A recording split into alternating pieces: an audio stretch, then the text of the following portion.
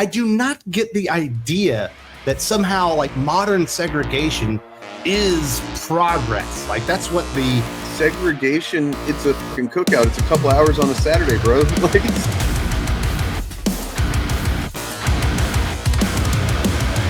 guys ever heard of it's a comic book channel called Thinking Critical? You ever heard of him? Stupid I probably don't know it. All right. Well, this is him talking about there's a new Sam Wilson Captain America series coming out. You know, it's on like number 1 or 2 or something like that. Oh, okay. Or maybe only number 1 so far. And yeah, I just want to see, I don't know, you guys read off of how he talks about this kind of thing. Okay. Marvel tried to do Sam Wilson Captain America again. They've been attempting to make this a thing for, I think, over. Who's Sam Wilson? Black Captain America, Falcon. Oh, the Falcon. Oh, okay. Yeah. Shout out. I had no idea. Hey, I'm really out of touch with superhero stuff too. Well, I mean, he's this guy is though. He loves comic books so much. His pillows are comic books. He can read those. He really loves comics. He makes videos about them so much, like a lot of videos. Videos about coming on them. You saying for a decade now, since Rick Remender put the stars and stripes and the shield on Falcon. Once Rick Remender leaves, and you get another writer in, and he basically becomes Obama Cap. The character's voice and cadence became unrecognizable. One of the reasons I think Sam Wilson Captain America doesn't work, besides, how do you know what his voice and cadence are like whenever you're reading a comic book? You kind of just started reading it real wild. He's like, Red Hulk, you cannot do that out loud. That's something you know about him. So like he's just probably reading it like, I am Captain America, doing lots of uhs like Obama. Yeah. It's the fact that he's not Steve Rogers, but he's also saddled down with the idea that he can't just be another version of Captain America. He has to be the Black Captain America, much like the same way that John Kent can't be the heir apparent to Superman. He has to be a gay Superman, and then everything about the story has to be about gay stuff. Everything about Steve Rogers being. So having been someone who's read several and quite a bit actually of the gay Superman book, including the one that's like all of the super family that, kind of in it and whatnot. The way this guy talks about it, he's like, it's all just about gay stuff. And it's like, there'll be like one page in an issue where he talks to his boyfriend or whatever. And then like the rest of it is literally just Superman comic book. You got to admit, though, having a boyfriend, pretty gay. It is kind of gay. Well, yeah, why are they shoving it down in this guy's face? You know what I mean? Yeah. I mean, well, it depends on how big they're shoving it. Couldn't the gay guy have a girlfriend?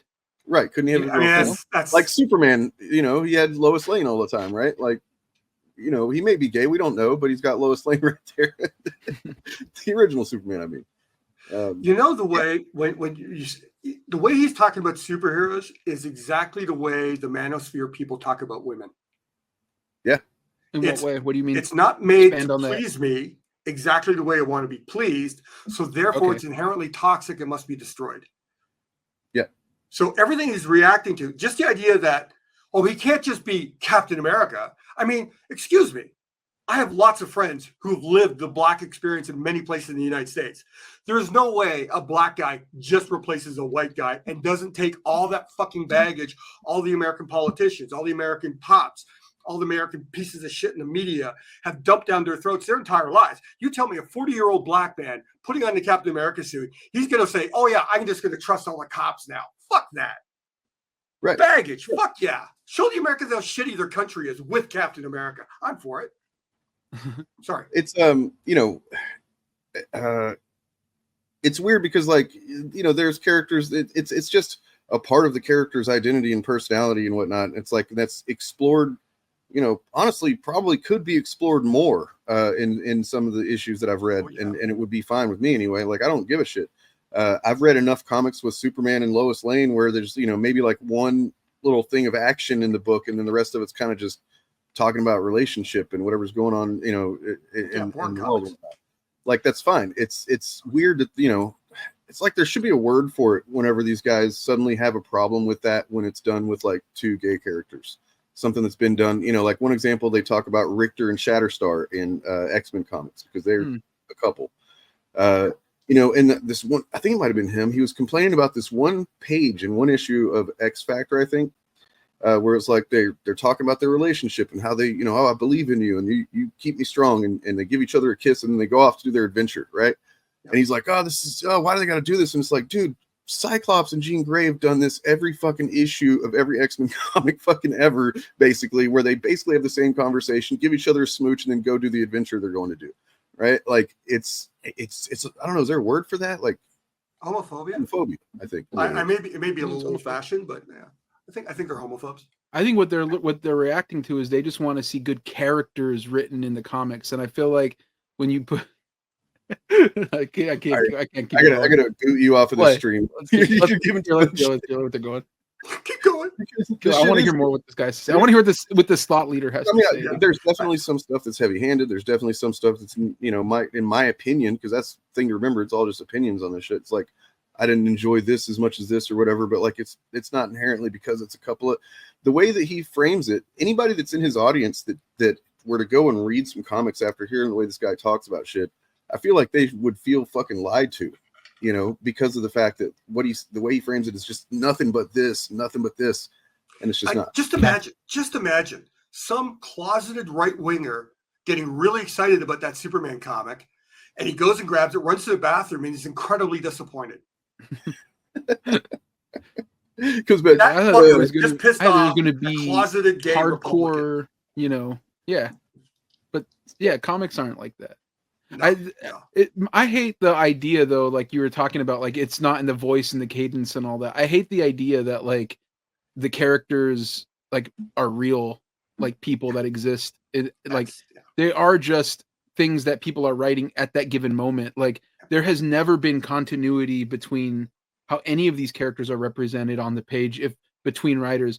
You know, I love Grant Morrison. Who the creators are on a book, right? It's like, I love Grant Morrison, and like when they ended Animal Man, they had that whole conversation between Morrison and Animal Man, and Animal Man was like, you know, they were just saying like, oh, you know, you are whoever I say you are. The next person that writes you may make you like, because I'm vegetarian and because I'm, you know, whatever, you're vegetarian and you like, you know, hate animal abuse and all this shit. The next writer might have you eat a hamburger, and that's just what you're going to do, you know? And that's always kind of how I felt about the characters. Like when I started reading comics, it was just like one issue at a time. So like the idea of like every time you read any comic and every time you make every comic, you have to get the totality of that character's entire history condensed into the essence of every single panel. It's stupid. That's not how people interact with media. Job is to slice out, you know, you have to pay homage to stuff that is recognizable as this character, but I think you also would have to find a slice of this character that hasn't really been explored and kind of put that front and center, right? Like that's what I would want to do, I suppose, if I was going to write a character. Yeah, I mean, like, you know, like again, like I love old comics, like 60s comics, 50s comics, and the idea that there is continuity between how Superman interacts with characters between those issues is completely just like, it's not true. That never existed. He would be a complete dickhead one issue or like one story.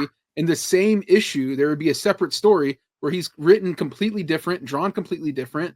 You know, it's just like, yeah, the idea that there is like an idea that exists like outside of the creators that make it is just not true.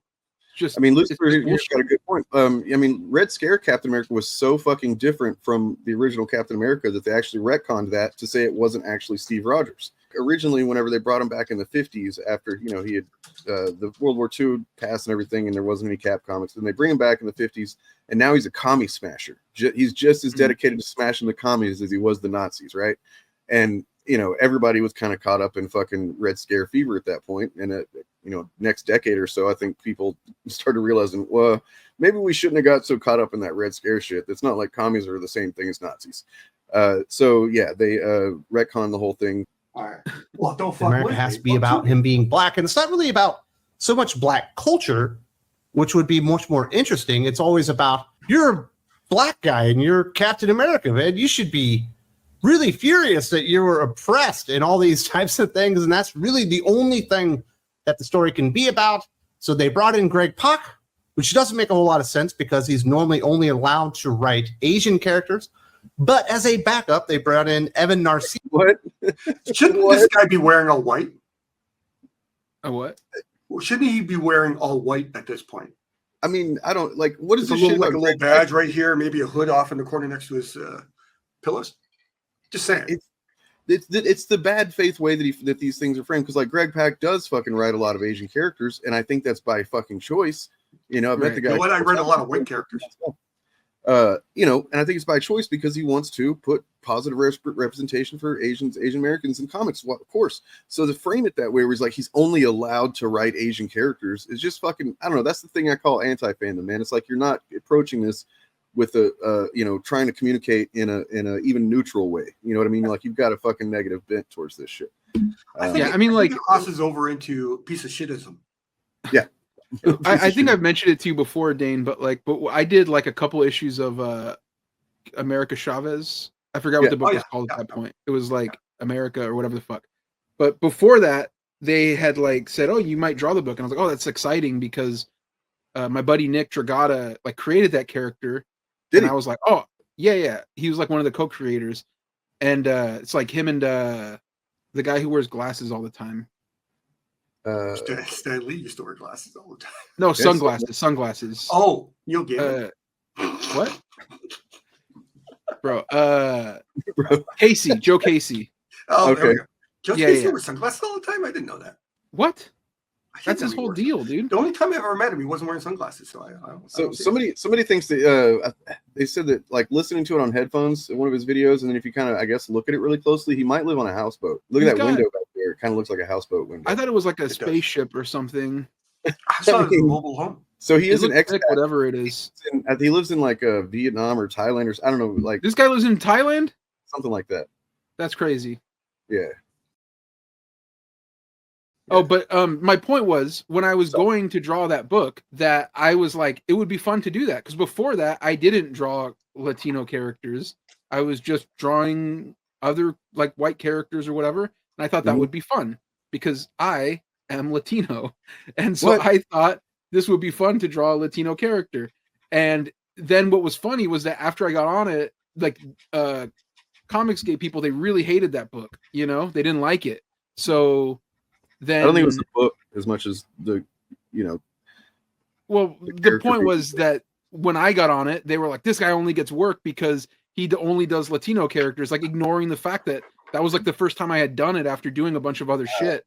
Yeah. So it was just funny. Like they'll just say that they don't really know. Greg Pak did plenty of like non-Asian characters before he started doing some with Asian characters in it, which I'm sure, like you said, it was because he wanted to do it. He just thought that would be cool and fun. But you know, in fact, you know what? I had his website open earlier because I saw that he's got an Eternal Warrior collection coming out, which is a Valiant thing. He worked on Eternal Warrior for quite a while for Valiant. Dude's not Asian. Anyway, fucking stupid. Anyways, it's a hilarious critique to be like, I thought he only did Asian characters. He's doing a black character. That's not right. They should have had a black guy do it. Oh, and they had a black guy do it. That's fucked up too. They're masters at like this. If they're masters at anything, it's finding the way to say something just kind of like that should be neutral or just kind of like you know, innocuous, and making it sound really fucked up and like, you know, detriment, like, you know, insulting somebody and the fact that they're working on some character that's not white or whatever the fuck it is. If a white guy wrote it that they didn't like, they would say, oh, he's virtue signaling, and of course they would have the white guy would be the one to say that black people have to behave a certain way. Like it would just there is no perfect scenario if they just have a grudge against the character. What is this? What are you showing me? This is some art that I was sent. So we got Catwoman, Batman. They're being puppeted here. This says Pace. I don't know what that's about. It says Batman says it's almost as if I have no control over my actions when I'm near you. Catwoman says you're powerless before my strong modern femininity. Batman, I'm a woman in complete control of her life and her desires. My desires happen to be the sort of immature and creepy ones some guys like. So let's do the nasty and our freak suits. Yeah, that was after that New 52 Batman Catwoman had this sex scene. It didn't make any sense, and it was like people were writing about how I don't know if it was the writer or the editor defended it. It's like, well, these are mature characters developing through the process, and I'm like, dude, these aren't developing through a process. They're like just being puppeted across the page. I mean, I noticed that both of the guys here, they're, you know, kind of maybe got a little male pattern baldness and They're some comic skaters before comic skaters. softness in the center there. Yeah. The really happy guy's the guy on the right because his left arm's all the way up. Oh yeah, he's way up there. That's pretty great though. Yeah, well, I mean, maybe he's got some more insight here to give. I don't fucking know. But yeah, by expat, from a different perspective, he's just an immigrant, right? Yeah. Weird. Now, Greg Pak back in the day actually did some pretty cool things. Most notably, World War Hulk has been.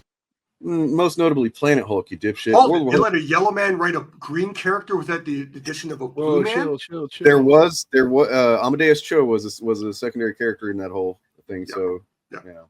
But no, I mean, it's funny. It's weird that he says World War Hulk because I mean, yeah, it's not a terrible event, but it's also not what I would, you know. There's a lot of editorial stuff going on in that thing, I think. Whereas Planet Hulk preceding that was the fucking run that you give the guy credit for, in my opinion. The same guy for a long time. Evan Narcisi never really has had a competent comic book published with his name on it, and that trend continues here. Just not a very good writer, but that's kind of what you would expect from a guy that kicked off his career like IO9. Wants to be influential, wants to be a part of the comic book industry, not to tell good stories, to use it as a platform to talk about racism. So it's weird whenever they propose what somebody's intentions and goals are. You know what I mean? Like, I'm sure the guy has talked about how he does want to talk about these things in comics, but like they're not mutually exclusive. You know what I mean? I don't imagine you start wanting to write comics because you're like, I just want to talk about racism. Comic books, that's where I'm going to do it. No, you start wanting to write comic books, and then you're like, oh, I can talk about some of my experience or what, my ideas and that. It's just more that bad faith fucking language that some of their audience is just too. I mean, I can say this, man, because I am on the autism spectrum, and I've dealt with enough of these people in 5 years that I can say there's a problem with autistic young men being preyed upon by this kind of content.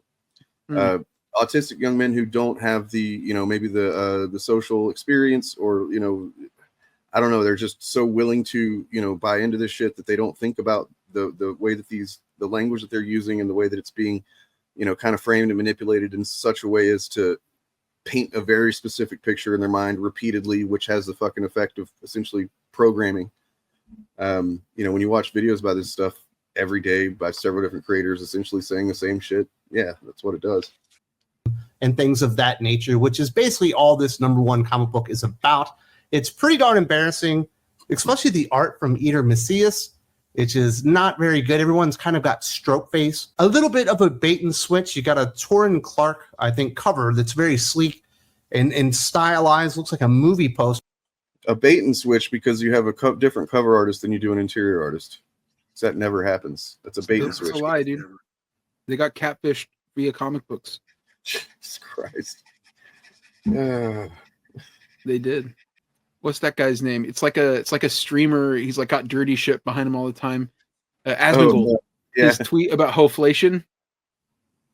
No.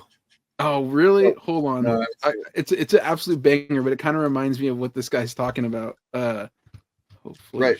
Yeah, I would feel more surprised by the inside artist being the same as the fucking cover artist these days, honestly. Like, I just expect that for the most part. Yeah. The one thing that kind of bothers what he's doing here is how he phrased he wanted good stories, not stories about racism. So what that means is, and he said other things too, but I just want to boil it down. So adding a narrative element about racism, even if you're dealing with a minority character who has to deal with racism in America every fucking day, kills the story. Automatically makes it a bad story. So a good story cannot contain racism that might make a racist white person feel uncomfortable. It deflates the criticism right off the bat. It's like, you can't have a pedophile bad guy. I'm a pedophile. That upsets me. I mean, so that's what he is. He's a pedophile upset that they're making pedophiles villains. I wouldn't say allegedly. Let's not be right. He's an alleged pedophile. You're relating. It's a metaphor. I get it. He's not literally that we know of. But he does seem to live in another country on a houseboat. He's living in a houseboat in Thailand, where a lot of men fuck children. Whoa. We don't know what's like, going on in Thailand. I've Not never necessarily been. him. I have no evidence of any way that this chode, racist piece of shit living on a houseboat in Thailand, rapes boys or girls. We don't know. There's We no do reason not know. Crazy. We can only that's the speculate. case. I'm sure people somewhere are talking about it. Somewhere. Let's hear what he has to say. Let's just continue what he has to say. And then when you open the book, it looks like dog shit. Not quite the worst Show it. comic book at Marvel Show us, Wes. Show us why it looks like dog shit. these days, but very, very close. Just looks like crap all around, but it reads like crap. So I guess it makes sense. The opening scenes, we have Sam Does he have a Wilson What Would Jesus Do stopping bracelet on? vampires from Yeah. eating a bunch of people, go into a soup I kitchen. think Steve Jesus Rogers would live comes on a along, houseboat gives him a in little bit of Thailand. aid, and then he's like, hey, you didn't need my help. You're an awesome Captain America. In fact, you might even be better than me. And then Sam's like, hey, I'm going to a barbecue and I've got big plans, but if you wanted to, you could come along with me. And then we realize that this isn't just any smart. barbecue. This is a blacks only superhero barbecue. Pause. Steve Rogers was invited to Oh, he just did show us. He got invited to the cookout. That's what's up. That's cool. Look at Yeah, this. Look at people if just have no here's what idea I what think happens about this. outside their This is walls. just a critique on the comic. I don't like how they're all wearing their superhero costumes. That It is feels weird. like it would be uncomfortable. And he's not. Is he even going to acknowledge that? I wonder. You know. No, This probably is- not. But I mean, I think that's really honestly that would just be to as a shorthand of like, here's so you know who these characters are, and they're not just like a bunch of random black people. Right? I feel like I would know most of them, and I'm not even a like big Marvel Blade, fan. Blade could be wearing his Blade shades. You know, Yeah. There's Miles Morales. There's it is weird. to talk about white guilt and kind of stuff like that and make Steve Like, feel why is bad for Spider-Man his wearing his immutable mask? traits and all that kind of stuff. Well, because he still has a secret identity to a lot of people. I think Blade would know who he is. Blade actually does, based on the Wait. the Blue Hunt event from a few months back. Blade does know who That's he is. crazy. Cloak is invited, but not Dagger. Uh-uh. She No, wasn't but- invited to the Tickets to the, cookout. That's Taylor Swift nasty, concert. dude. Are they in a relationship together? I don't know what's going on with them. I don't right know now. I don't know how that. I've never read a single one of their thing. I did a commission of them one time. That's as close as I got to it. But and I think they're in the new Marvel Legends game. But like that, I feel like if I'm her, I'm a little offended. Like, whoa, you didn't invite me? I bet there was good food there. Dagger's in the cloak. Oh yeah, she's in there. yeah, Fuck she's too much into mayonnaise. yeah. She's up in that cloak. All right. Very, very modern stuff. This is a very modern comic book. And to me, the idea, Mocking modernity, man. That's a very literally. You guys familiar with Umberto Eco's? Yeah, the new signs of fascism. Yeah. Fucking reject modernity, embrace tradition. Yeah. that every black superhero in the Marvel Comics universe just has barbecues together and don't invite anyone else out there is so many steps back in our society. I didn't. Okay, so this is what the name of the video has something to do with segregation. That's like pro segregation. And I guess this is what he's talking about. Because he's too fucking stupid to understand that black people, because they. I mean, I don't want to speak for black people, but I mean, I can understand from an outsider's perspective that like it's a solidarity thing. It's not like let's all go here and have not invite any whites. It's that we have an experience that not people of color don't have, and we can relate to it, and we can get together and talk about what's been going on and shit like that. And there's it's a collective kind of sharing of collective experiences and even the differences within those collective experiences, right? Does anybody want to pick up on this? Like, That's not a real thing. You're lying. He's right. So black people don't just go, hey, let's No, get together. I've been invited to black barbecues, and I'm That's like a lie too. one or two of the only white people there. Yeah, Sam Right? I've been invited to a the Mormon first time I got barbecue. invited. The first time I got invited, they fucked with me a bit too. That was hilarious. They were like, "Oh, you want to try some wings? These are mild." They weren't mild. Yeah, don't Christians have get-togethers like this all the time? Called churches. Yeah, I mean, But they're you know, white, it's so it's okay. amazing how they can, in some cases, understand that black people have different experiences than white people generally. But like whenever it's something like this, it's like, oh no, there's no reason to just group a bunch of black people together. I think it freaks them out. They're like, oh no, they're They're terrified of too many of them together. What are they plotting? And they all got their weapons and their costumes on too. Holy shit! It'd be great if this comic had a scene where Karen called the cops on him. Oh, Yeah. It's like all the cops show up, like 3-4 Dude. cars show up. There's like 50 black people in a park having a barbecue. Dude, what if There's they, like you know, 50 cops in this photo that I'm watching that I'm looking there's a at bunch right of here. cops Dude, what are there. you Yeah. talking about? Sam brought Steve to the thing. What if they all just they pranked him and they just like called the cops on him and shit? And they're like, this fucking guy's over here at our cookout. Most of these motherfuckers are cops. That's the thing I'm saying is like, Yeah. you know, Sure. Yeah. I mean, they're all like, you telling me War Machine is like, Yeah. Luke Cage is literally the Roadies. mayor of New York right now in the comics. You know, but fucking Misty my- Knight is a private detective, or maybe she's just a detective. I forget. I mean, that was the point that you guys were making, not that they were making, but I was just pointing out. No, you're right. You're right. I mean, it's like how many times have they over conservatized minority characters in comics to make them palatable to white people? Yeah. Look at Jon Stewart. I mean, you know, back in the day, More time like, went along, the less angry black he became, and more, you know, ex-vet dude, practically Luke white. he Cage became. to say the most fucking, you know, like clown ass, you know, stereotype bullshit. You know what I mean? And some of it managed to hold it over, and it's still kind of charming when he does say "Sweet Christmas" every once in a while. But like, man, that's born out of some really fucking, you know, kind of casually racist stereotypes and shit. Yeah. Because of fucking white people writing that shit. I do not get the idea that somehow like modern segregation is progress. Like that's what the Segregation, it's a fucking cookout. It's a couple hours on a Saturday, bro. Like it's, I when I was in high school, they had the like Latino. There was something that was like, you know, some sort of like Mexican American club, and every day, or like not every day, but like, you know, every year the big thing was like the Cinco de Mayo, like big get together. But there was like a club, and they were like super, very enthusiastically embracing their culture. And at the time, when I'm a high schooler, I didn't want that to be my entire identity. So I thought that's a little cringe, you know, like I don't want to be in that club. Like I'm not like first and foremost a Mexican American, you know, I'm first and foremost myself. Like I'm an artist. I like Slipknot. I like, you know, I'm like an individual outside of the context of that culture, right? Yeah. Do you like look down on or resent people that are that way though? That like kind of put their. That was my point. At the time, I did, because I was like, it's cringe. It's like I don't, you know, they're just doing too much, right? And then when I got older, like, and frankly, when I really started like going to comic conventions and shit, I was like, man, I do not fit in with these people either. You know what I mean?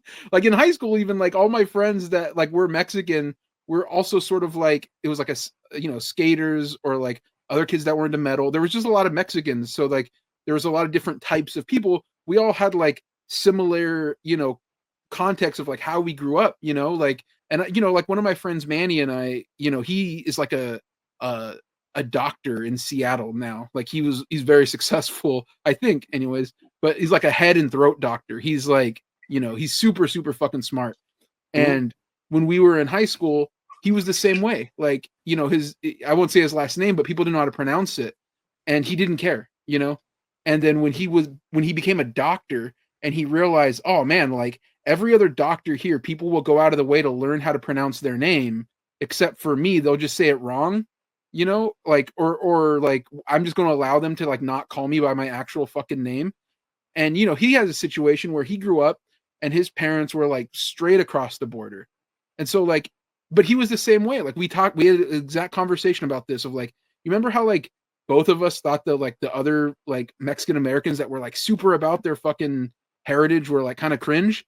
Like it's not that cringe when you get older and you realize like, oh, like within the context of the whole world, like it is weird that like there is so much, you know, like whiteness that gets celebrated. It's the mainstream culture, and your culture is sort of suppressed. So like, yeah, you can celebrate it with other people that are like you, independent of white people or black people or whatever. And it's not really segregation, you know, it's just sort of like hanging out, you know? No, it's like you're connecting with people that you have a cause to connect with, and these people will get mad because because they can't fucking connect with it, and they feel entitled to be able to, you know, to control everything. Like you said, I mean, they're trying to fucking reduce, you know, some people a lot of them, apparently more than we realize all the time, try to reduce that type of experience, right? Like, and minimize. Or they take an important national holiday for a minority and they use it as an excuse to go to Taco Bell. Yeah. So they're essentially minimizing it by their own fucking action. I mean, it's like I've gone to 2 Cinco de Mayo parties. I would say authentic, radically different experience. And the first time where it was like a multicultural Cinco de Mayo party that was organized by white people. Sick. It was like the blandest, most boring thing. I go to a real Cinco. The food was amazing. The atmosphere, the music I had never heard before. I want to show you guys this, just as like, you know, this are we off guys, that dude? He's well, done? not completely, but I mean, okay. Here's his channel. All right. And I just want to like look at the video titles and tell me if this is somebody that you think has like the good of comic book fandom or even industry or whatever in his mind, right? Like I understand. I understand that there are people that, you know. Yeah, why didn't you talk about shit he likes? Right, exactly. He barely ever does. Almost never. So we can check it out. But I actually don't want to see that guy anymore. Yeah, I want to see his original video. I just don't care about this whatever he's talking about here. Yeah, I mean, he is a perfect example of someone who's overinvested into corporate properties and thinking that they should serve him. Right. I mean, that's the most clear thing. It's like they're not making me happy, which tells everyone that he's a narcissist. So now we know 2 things about him. Well, 3 things really. He's racist, he's a narcissist, and he lives in a houseboat in Thailand because of who knows. Okay, chill. We don't know what he's doing in Thailand. I'm just gonna knock him out every time he's. I'm saving you from yourself. I got punished for being bad. Saving you from yourself. Relax, take it easy. Jesus Christ! I mean, no, look, it's just that. I mean, that type of hate is the shittiest currency you can build a career with. I mean, he's not going to benefit. I mean, maybe Comicsgate's giving him money. Maybe is he getting a lot of views? Is he getting good views on this? I mean, not you know, not. Does he have the 1,000, 4,000 hours thing? I might. He's got about around 5K, 8K, depending on what he's talking about. I should start making videos about how much comics suck. I mean, dude, it honestly would be really, shit. You know, I'll just do the same shit. I'll just be disingenuous about it. Can you believe what the wokes are doing? Let's see what is most popular. It's crazy. So here's. Oh my god, this would be real Comics Pro sequence. We pretend to be the complete. You guys remember when I Am Not Starfire came in and destroyed the industry? You guys remember? No. Yeah, that happened. Wow, 61K is his most watched. That's not as good as I would have thought. He went viral. He cooked on that one. Take the loss. You know what's funny is that like the comic book industry has been right on death's door for 4 or 5 years now. Apparently, no, not 4 or 5. No, I'm 50. I'm turning 57 this weekend. It's been dying my entire life. Right. That's what I'm saying. That's what I try to tell people, man. Is like, tell me when the comic book industry was fucking healthy for any extended period of time, right? Like, I mean, it's almost defined more by the times whenever it was about to go under. Going back to fucking Wortham and the Comics Code, and then again, I mean, like, it's just an industry that has constantly existed on a fucking razor's edge, and I'm sure you guys understand that more than anybody. And that's what I think. That's what pisses me off about guys like EVS and stuff like that, who have definitely worked in the comics industry. They understand how it works, and they have to know they're kind of lying by acting like this is some kind of special moment, or right, like. You see what I'm saying? Like that this isn't, I don't know, acting like, especially whenever they're like, oh man, in the early 90s when comics were fucking booming and everything was, making all this money. It's like, yeah, what happened right after that, man? What happened just after that moment? That was not a healthy industry, bro. That was not an industry that fucking booms like that with no fucking nothing to support it. And everything is just built on the lie of collecting bullshit. Chromium covers and whatnot is not a healthy industry. Am I wrong? No, it's a toxic nostalgia-based industry. I mean, continuity is the worst thing that ever happened to comics. But it's also because nobody wants to do comics about characters and they're actual real characters. They just want to do woke identity politics. That's all they want to do, and that's a fact. You could look more about that on my channel when I make new videos. The thing that they do that pisses me way the fuck off is the right-wing grift. That'd be so sick. And the thing is, they're the independent industry. They act like they're the indie comics industry, Comicsgate, and so like they're like, the indie comics. That's it. I'm like, motherfucker, like. My shirt. There's so much fucking in the indie comics industry. I've said this before. Comicsgate, Rippaverse, all these guys, they could just stop existing tomorrow, and the actual fucking indie industry wouldn't even fucking notice. You know what I mean? Like they would be. It's okay. So again, I'm going to play on my being old here.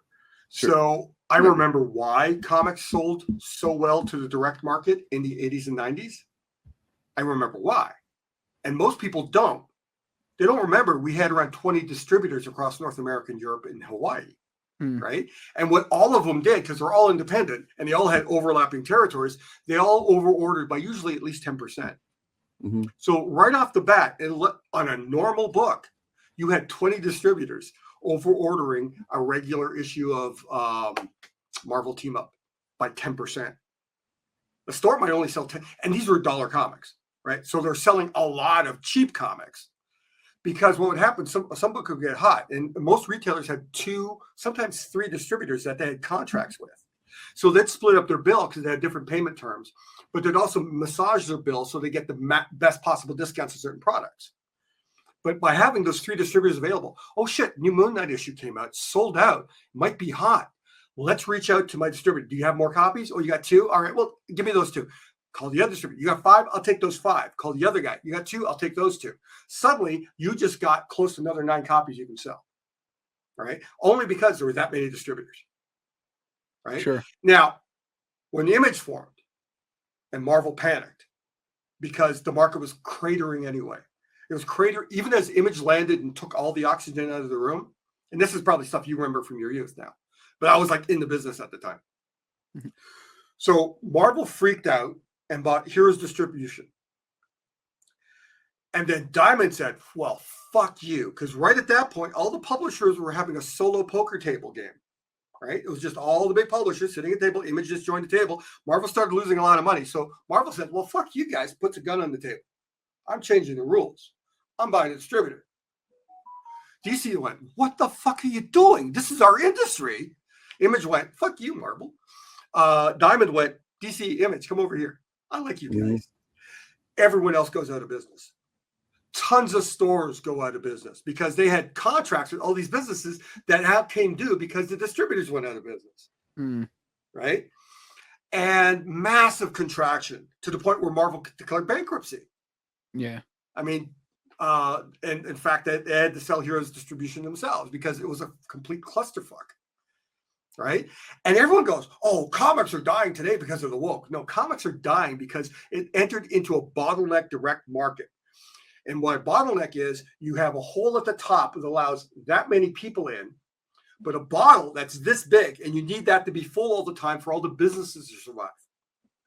But what happens at the bottom, the customers, they die off and they just disappear. Or the store died off and there's no store near them. Right? So we're artificially shrink. The longer we stay completely, fully trapped in the direct market, the more at risk we are. But that said, we have huge book sales in the mainstream markets, big box bookstores, online sales. We have comics now available online, right? We have all sorts of mail order comics companies that actually don't deal with distributors. They deal direct publishers. That's the future of comics. And it means there's going to be growing pains. There's going to be contractions and expansions. There's going to be fewer comic shops because more people are getting to comics outside of comic shops. That's what I always say is that like an industry in flux is prime fucking real estate for a grifter, man. Like, you know, and it's the same thing that's going on with movies in the same context of like these other YouTubers that say, oh, the movie theaters are dying. Movies suck because of wokeness, blah, blah. It's like, well, you know, or COVID happened, as well as just like consumption, you know, habits are been changing for a decade or more. You got digital streaming and stuff like that. It's like, you know, these things are changing. They're not going back to the way they were. You need to accept that. And, you know, instead of trying to think that if just because things aren't the way they were, that means it's dying. And that's because it's woke. There's like a couple of fucking false assumptions there. Right. Well, also on top of that, so I was talking when I went to see, not Nosferatu. What did I see just before Nosferatu? Another cool movie I saw just before Nosferatu, like December or something. I was talking to the manager of my local Cineplex, which is like one of those big, massive multiplexes. And he says that since COVID, their numbers haven't bounced back. Yeah. And he knows it's the end of the movie industry as they know it. But everyone knows the movies aren't going to go away. That type of entertainment's keyed into our culture now. but we're just going to accept a new delivery system. And it might Dude, come down to like, I used to consider going to the movie theater like basically me going to church. That was, there was like a few years there where I was working in a movie theater and I was seeing movies multiple times a week just because they were free. But even whenever I had to pay for full price, I was seeing one, at least a couple, 3 per month. You know what I mean? I would take risks on movies that I didn't know if I was going to like it or not, that kind of stuff. And then, of course, the economy fucking plays a big part. But also just like, yeah, once COVID happened and, I got used to like being able to sit with my fucking 65-inch screen TV and get stoned in my couch and fucking snack and watch the movie and really not notice much difference, in the experience, I don't have to deal with people being loud or kicking my seat and little kids fucking making noises, all that stuff that I used to kind of put up with just to have that theater experience, right? Yeah, hold it. You going to the movie was like church for you, but you hated kids? Yeah. Hey, I wasn't running a church. I just was going. Oh, sorry, never mind. So, but yeah, no, and it just got to the point where I'm like, man, I don't know, unless there's a movie that I feel like I really need to experience this, in the theater because there's not going to be anything that can, replicate that experience, then, like Dune or something, which I didn't even see the second one in the theater. So it was worth it. I bet. I had a really incredible experience watching that movie. The first one was fucking, they were all Villeneuve. The first one kind of bored me. The first one I was like, it's a little mid. I was like, I'm not really into this, but I was like, I'll see the second one. And then like 15 minutes into the second one, I was like, oh boy, I'm in for this. This is like 3 hours more of mid. I was like, my number one movie to you. Blade Runner. But then I loved it. No, I thought it was a great ass movie. After, we discussed this. Yeah, but my top 10, and then how I was fighting with the Ray Fiennes movie, Conclave. Because of C. Yeah, Conclave. Okay. And so I finished my list after we talked about it. But yeah, we're all doing a calculus now, aren't we? We're like, is that worth seeing on the big screen? I thought Dune 2 was. I thought Nosferatu was. There was another big budget one that came out a couple months ago. I saw it with my son. We both enjoyed it. And so many of the movies I'm going to wait for streaming because the streaming takes no time at all. I'll see a bunch of things if I want to focus on it, and if it plays at the theater near me, which is kind of like, it's a multiplex thing, but it's kind of like an old one. So they don't play a lot of like smaller movies. So when like Challengers was there, I'm like, I got to go see it. Cause I don't, it's Challengers and like, I just got to support it, or like when the Godzilla movie, the -1 or whatever, when that played, I was like, I'll go see that. Why not? I actually got yelled at for that in that movie. Listen to this. Check this out. I go into the theater. You know how before the movie, there's like all these like ads for like shit. So I'm on my phone during the ads. Like they're talking about like mac and cheese, Kraft mac and cheese. This guy behind me, this is first day matinee showing, first showing, it's like on like fucking 3 p.m. on a Thursday, right? Yeah. The guy goes, "Excuse me, it's considered rude to be on your phone in the theater." And I was like, all right, sorry. And I just like put my phone away because here's how I felt. Like all these motherfuckers in there, they're like 50, 60-year-old guys. They all look like math teachers. I'm in their world right now. Like they came to, this is their moment, right? So I don't want to be like the guy who like in some way ruins that. So I'm like, all right, no problem. Put my phone away. But I almost went up to him afterwards and apologized again just to like really rub it in. Just 'cause I thought that would be like a fucking nice thing to do, but I didn't. I was like, I'm gonna let that guy. He stayed for the whole ending of like the credits and stuff. Wow. So I'm like, he's clearly having a moment so much nicer here. Than me, Ramon. You were so much nicer. You're such a nicer person. I'm such a nice guy. That's the thing that everybody misunderstands about me. I think it was about a year ago. Someone asked me to turn off my phone during the trailers, which I thought was more fair. And he did the exact same line. He says, it's very rude to be on your phone during the movie. Yeah, but during I looked at it, this is a fucking trailer, I remember literally it was for Kraft mac and cheese, and I was like, all right. Some people are really can't fuck this up for this guy, but now if it was showing the Cheddar Goblin sequence from Mandy, that would have been something to be quiet about. You know what I mean? You ever seen Mandy? That was in my head. No, I never seen that one. Whoa. That's a cool. I finished watching a series. It popped up this week, I think, on Netflix. It's got Taylor Hirsch and oh my god, that really good actress from Friday Night Lights. Which one? Friday Night Lights. No, it's a new series. I went, yeah, Taylor Hirsch was in that. It's American Primeval. Look, Cheddar Goblin! Cheddar Goblin. Cheddar Goblin, did you eat all the macaroni and cheese? Nothing's better than cheddar. Cheddar Goblin! Cheddar Goblin! Cheddar Goblin! Cheddar Goblin!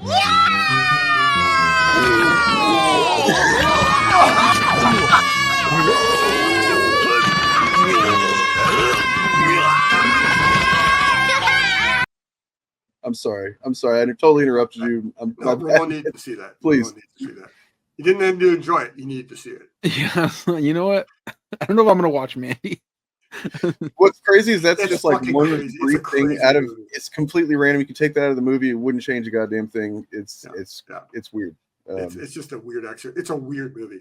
But yeah, American Primeval is set during the Mormon Wars in the U.S. Okay. So it's one of the darkest, most dangerous areas in the U.S. at the time in the 1800s, Mhm. and no one looks good. No one looks good. It's Western? people being cruel and mean. Yeah, Western. Yeah, and sick. it's more of a war movie that people are trying to survive. Mhm. And A lot I of think westerns are this war is, movies. Hmm? So a lot of westerns are war movies. That's true. That you're absolutely right. Would you But say this the one, what this was a little war? weird in the sense where What war is it? Did you say? The the Mormon Mormon War. War. Oh, so like when they're going around trying to plant themselves in different states and shit. Yeah, and they're And- dressing up as Indians and murdering settlers and Oh, I didn't know starting about that. warfare with the Jesus government. Christ. They're- There's a show on Hulu that Andrew Garfield starred in called Yes, that Under was the Banner of good. Heaven. Yeah, That had a lot of that history and stuff that I had no idea about, like how fucking. Anyway, the book's really good. The book is really I might check that out. Yeah. Because I mean, I had a aunt and uncle and cousins and stuff that suddenly became Mormon when I was in high school, and I remember they invited me. It was after the year that my mom died and stuff, so they were like trying to like get real close to me, and my brother and stuff, and they were like, "We want to have a birthday party for you," and so they invited me. It was like a town or two over from where I lived. And invited us for my birthday, and I go over there thinking that's gonna, this ought to be cool. Maybe just hang out with some family and whatnot. And like I legit had to stand in line behind several missionaries to get birthday cake for myself on my birthday. And I just remember being pissed off about that. You know what I mean? Like I'm just standing there watching these missionaries that just came by, and I'm like, what the fuck is this, man? And my aunt and uncle are being like extra nice in a way that I'm like, 6 months ago, y'all were like cursing and talking shit all the time and stuff, and that just seems weird, sudden things. I don't know. I've got a weird fascination with Mormons, but anyway. Yeah, there's same. some I have a bunch of stuff. Mormon friends, so like I was always fascinated by their ways. Their art, their religious book had those cool paintings in it, and you're kind of go, "What the fuck is this shit? I never saw this in the Bible." All What's those the Mormon rate- friends were like the big rate of fans Mormons? of Like all is those there a- Mormons were big fans of like Star Wars and Lord of the Rings. They just love trilogies. That's why they saw the Bible, Old Testament, New Testament. They said, "We got to finish this. We got to." A Mormon actually created Battlestar Galactica. Yeah, Oh, for real? and yeah. Yeah, so it's Never like you watched left it. out the one science fiction series. But that's So, not. I mean, yeah, That's not a trilogy though. Glenn A. Larson. He also created they're about to have, Knight Rider. they've had 3 TV series. Knight Rider. All right, then never mind. So the planet that the 12 colonies, so there's 12 colonies of Kobol in Battlestar Galactica lore, and like the Kobol is actually was an anagram. It's Kolob is the planet in Mormon lore that like you go to and live on when you die. It's like literally a physical planet that you go live with God and Jesus and stuff on called Kolob. But in BSG, it's the original planet that humanity's from is Kobol. So I noticed you have Magic Mind down here at the bottom. That stuff That's right. works. Have you tried that? I mean, yeah, I got it right here, man. What Okay. Shout out. My buddies were like they had a podcast and they were doing Magic Mind ads, and it's like a lot of just matcha, right? Yeah, pretty much. I mean, I it helps. fuck with matcha. I'm drinking matcha right now. I always get it. Matcha lemonade. So I reduced the amount of fucking, just like generally coffee and caffeine intake and stuff that I've been doing way too much that stuff for a while. Also, the main reason is because I was on Adderall for several years, and then I decided I'm not taking that shit anymore. So I was having a hard time like keeping the degree of focus and like to edit and work and stuff like that I'd been used to. So I was just kind of looking all over, but I didn't want to find something else shitty to just replace in my body. Some kind of and I was like, well, I'll try this Magic Mind stuff. I did a lot of research, looked into reviews and stuff, and everybody said that basically the worst thing that anybody said in the reviews I found was that it doesn't work very well for them. Mhm. you know. And I'm like, well, I can give it a shot, and actually really fucking like it.